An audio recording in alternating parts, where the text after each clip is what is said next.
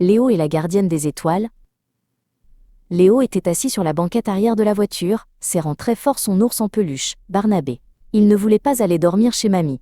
Il aimait sa mamie, bien sûr, mais sa maison n'était pas sa maison. Son lit lui manquerait, et l'odeur de sa propre chambre, et le bisou du soir de papa et maman. Une petite boule de tristesse grandissait dans son ventre. Quand ils sont arrivés, mamie les attendait sur le perron avec un grand sourire. « Mon Léo !» dit-elle en ouvrant grand les bras. Léo se cacha timidement derrière la jambe de sa maman. Le sourire de mamie était gentil, mais la boule dans son ventre était toujours là. Après le départ de sa maman, mamie a sorti une assiette de ses biscuits sablés préférés, encore tièdes. Léo en a mangé un, puis deux. C'était bon, mais la maison semblait très grande et silencieuse. Il écoutait le tic-tac de la vieille horloge dans le couloir, et se sentait tout petit.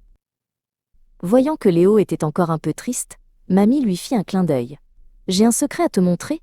chuchota-t-elle. « Un secret qui ne se révèle que la nuit. Tu viens ?» La curiosité de Léo commença à chatouiller sa tristesse. Il hocha la tête. Mamie le conduisit au grenier. Au milieu de la pièce, sous un grand drap blanc, se trouvait une forme longue et étrange. « Qu'est-ce que c'est ?» demanda Léo. D'un geste théâtral, mamie tira le drap. En dessous se trouvait un magnifique télescope en laiton, pointé vers une lucarne dans le toit. « C'est ma machine à voyager dans le ciel, » expliqua mamie. « Elle nous permet de rendre visite à la lune et de danser avec les étoiles. » Elle ouvrit la lucarne, et l'air frais de la nuit entra dans la pièce. Le ciel était un velours noir parsemé de milliers de diamants scintillants. Mamie aida Léo à regarder dans l'oculaire. « Oh !» s'exclama-t-il. La lune était si proche qu'il avait l'impression de pouvoir la toucher. Il voyait ses cratères et ses montagnes. « On dirait un fromage géant avec des trous !»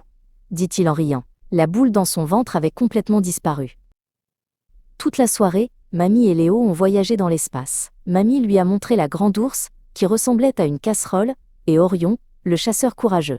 Chaque constellation avait une histoire. Le grenier n'était plus une pièce sombre et silencieuse, mais le cockpit d'un vaisseau spatial magique. Quand il fut l'heure de dormir, Léo n'avait plus peur du tout. Mamie le borda dans le lit de la chambre d'amis. « Tu vois ?» lui dit-elle doucement. « Même quand papa et maman ne sont pas là, les étoiles veillent toujours sur toi. Tu es un gardien des étoiles ce soir. » Léo serra Barnabé et s'endormit en rêvant de voyages intergalactiques.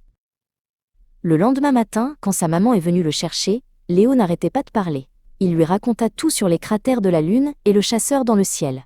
En partant, il fit un câlin immense à sa grand-mère et lui demanda « Mamie, quand est-ce que je reviens pour être le gardien des étoiles ?»